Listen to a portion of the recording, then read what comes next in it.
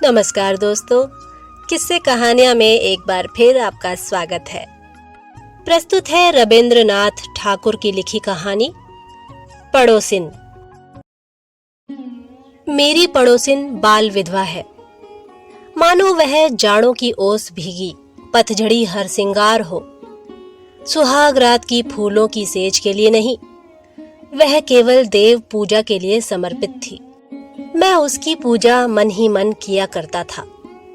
उसके प्रति मेरा मनोभाव कैसा था, उसे मैं पूजा के अतिरिक्त किसी अन्य सुबोध शब्दों में प्रकट नहीं करना चाहता। दूसरों के सामने कभी नहीं, अपने प्रति भी नहीं। नवीन माधव मेरा बहुत ही घनिष्ठ एवं प्रिय मित्र है। उसे भी इस बारे में कुछ नहीं मालूम।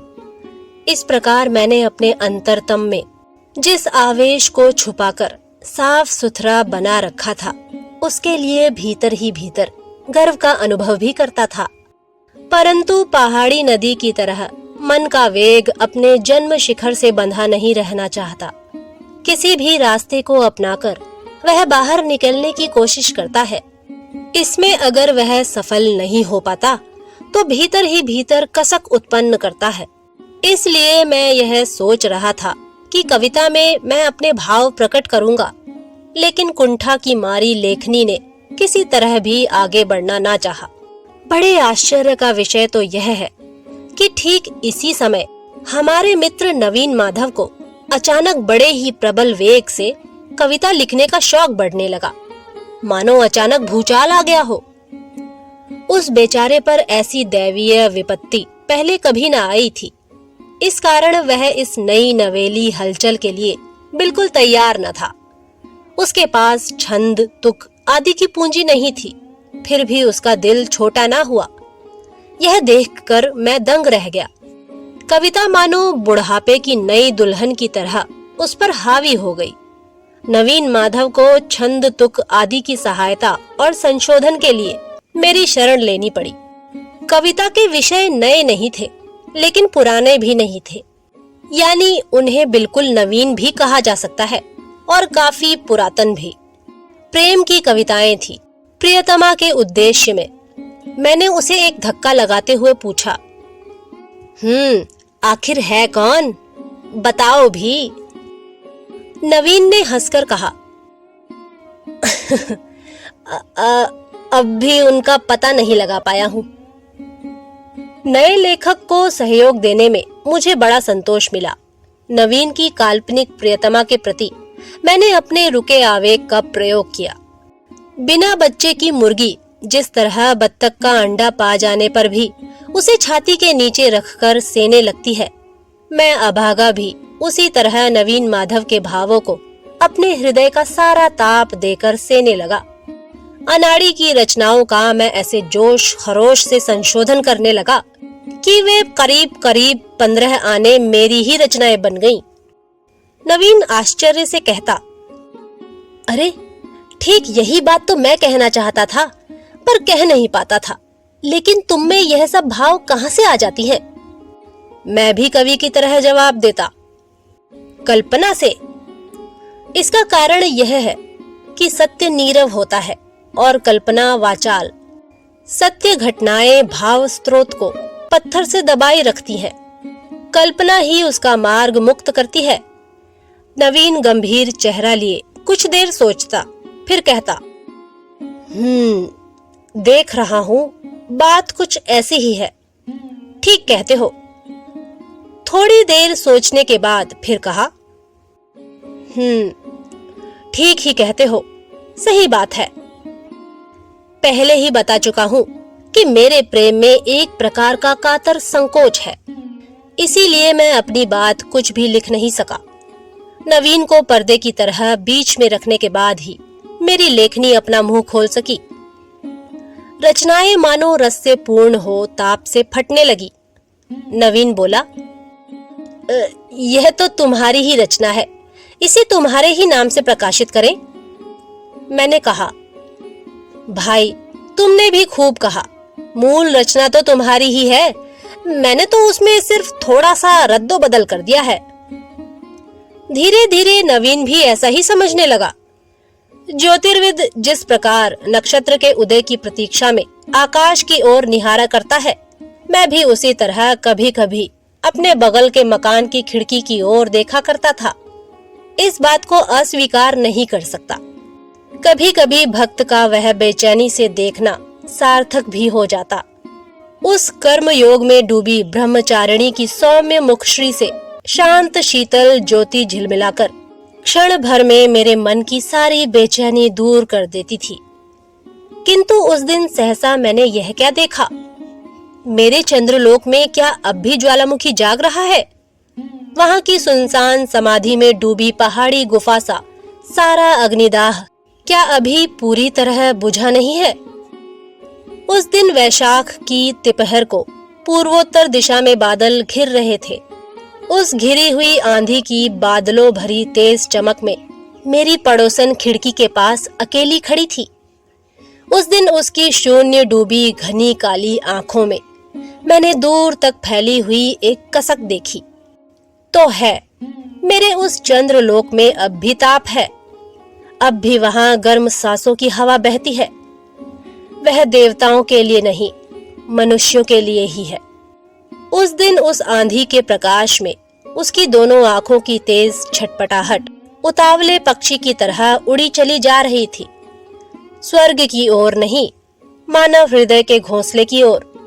उत्सुक आकांक्षा से चमकती उस दृष्टि को देखने के बाद मेरे लिए अपने बेचैन मन को काबू करना मुश्किल हो गया। तब केवल दूसरे की कच्ची अनघड़ कविताओं के संशोधन से मन नहीं भरा। मेरे अंदर भी किसी प्रकार का काम करने की चंचलता पैदा हो गई। तब मैंने यह निश्चय कर लिया कि बंगाल में भी विधवा विवाह प्रचलित करने के लिए मैं अपनी सारी चेष्टा का प्रयोग करूंगा। केवल व्याख्यान और लेख लिखकर नहीं, आर्थिक सहायता देने के लिए भी मैं आगे बढ़ा। नवीन मेरे साथ बहस करने लगा।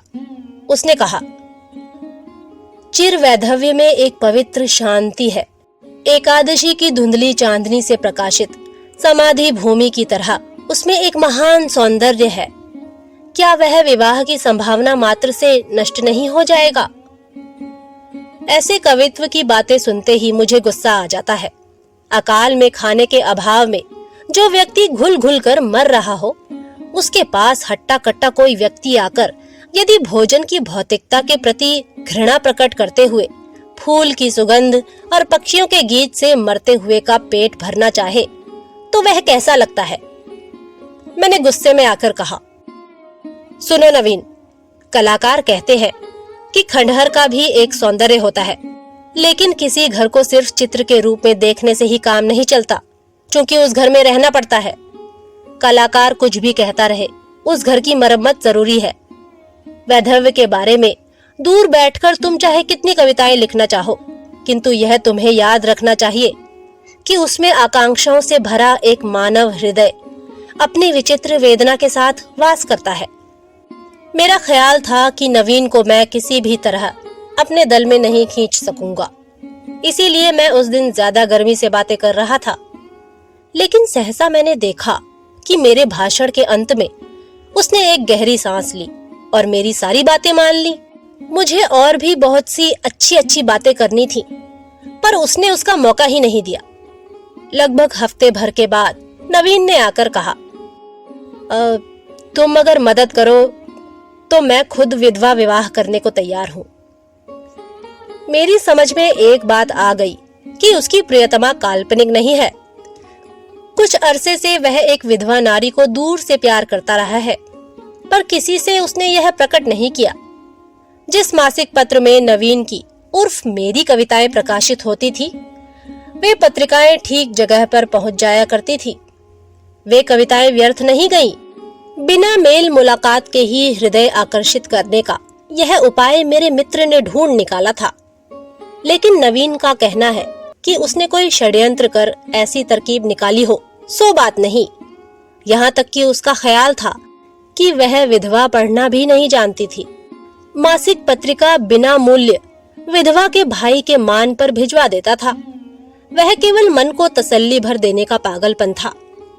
उसे ऐसा लगता था कि देवता के लिए पुष्पांजलि चढ़ाई जा रही है। वे जाने या ना जाने, स्वीकार करें या ना स्वीकार करें, कई बहानों के जरिए विधवा के भाई से नवीन ने मित्रता कर ली थी। नवीन का कहना है कि इसमें भी उसका कोई उद्देश्य न था। जिससे प्रेम किया जाए उसके निकट संबंधियों का संग भी मधुर लगता है। अंत में भाई सख्त बीमार पड़ा तो इस सिलसिले में बहन के साथ उसकी भेंट कैसे हुई, वह एक लंबी कथा है। कवि के साथ कविता में वर्णित विषय का प्रत्यक्ष परिचय हो जाने के बाद कविता के संबंध में दोनों में बड़ी चर्चा हो चुकी थी, और यह चर्चा छपी कविताओं में ही सीमित थी ऐसा नहीं कहा जा सकता। हाल में मुझसे बहस में हार कर नवीन ने उस विधवा से मिलकर विवाह का प्रस्ताव किया। पहले पहल उसे किसी प्रकार स्वीकृति ना मिली। तब नवीन ने मेरी सारी युक्तियों का प्रयोग कर उनके साथ अपनी आंखों के 2-4 बूंद आंसू मिलाकर उसे संपूर्ण रूप से हरा कर दिया। अब सब कुछ तय है। केवल विधवा के अभिभावक यानी उसके फूफा जी कुछ रुपया चाहते हैं। मैंने कहा, अभी लो। नवीन बोला, इसके अलावा एक बात और है। शादी के बाद पिताजी 5-6 महीने तक जरूरी खर्चा देना बंद कर देंगे और तब तक दोनों का खर्च निभाने के लिए तुम्हें इंतजाम करना होगा। मैंने मुंह से कुछ न कहकर एक चेक काट दिया और कहा, अब उसका नाम बताओ। मेरे साथ जब तुम्हारी कोई प्रतियोगिता नहीं तो परिचय देने में तुम्हें किस बात का डर है? मैं तुम्हें छूकर सौगंध खाता हूँ कि उनके नाम कोई कविता नहीं लिखूंगा, और अगर लिखूं भी तो उनके भाई के पास न भेजकर तुम्हारे पास भेज दिया करूंगा। नवीन ने कहा, अरे इसके लिए मुझे कोई डर नहीं। विधवा विवाह की लाज से वह गड़ी जा रही थी, इसलिए उसने तुम लोगों से इस बारे में कोई चर्चा करने को बार बार मना कर दिया है। पर अब छिपाना बेकार है। वह तुम्हारी ही पड़ोसिन है, 19 नंबर में रहती है। अगर मेरा हृदय पिंड लोहे का बॉयलर होता तो उसी क्षण भक से फट जाता। मैंने पूछा, विधवा विवाह से उसे कोई ऐतराज नहीं है? नवीन ने हंसकर कहा, फिलहाल तो कोई ऐतराज नहीं है। मैंने पूछा, सिर्फ कविताएं पढ़कर ही वह मुग्ध हो गई? नवीन ने कहा, क्यों? मेरी भी कविताएं कुछ बुरी तो थी नहीं? मैंने मन ही मन कहा, धिक्कार है। धिक्कार किसे? उन्हें या मुझे या विधाता को, लेकिन धिक्कार है। तो दोस्तों, ये थी रविंद्रनाथ ठाकुर की लिखी हुई कहानी पड़ोसिन। अगली बार फिर एक नई कहानी के साथ आपसे मुलाकात होगी। तब तक के लिए नमस्कार।